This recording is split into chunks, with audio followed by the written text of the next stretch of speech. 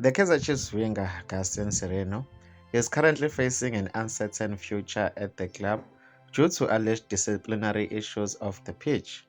Despite showcasing exceptional skills and creativity on the field, Sereno's behavior behind the scenes has raised concerns among the club's management. Sereno's alleged transgressions include faking injuries, refusing to train, and only returning to action before match days.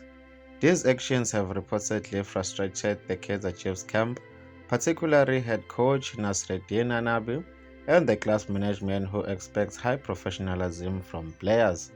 The club's expectations of discipline and professionalism are being tested, and Sereno's future hangs in the balance. If this behavior continues, he may face disciplinary actions, potential resulting in his sacking before the season's second round or that will end in June. Sereno's talent has undoubtedly impressed, but his attitude has raised concerns.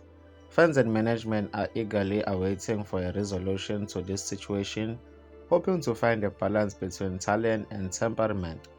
That's it for today. Please catch me on the next video.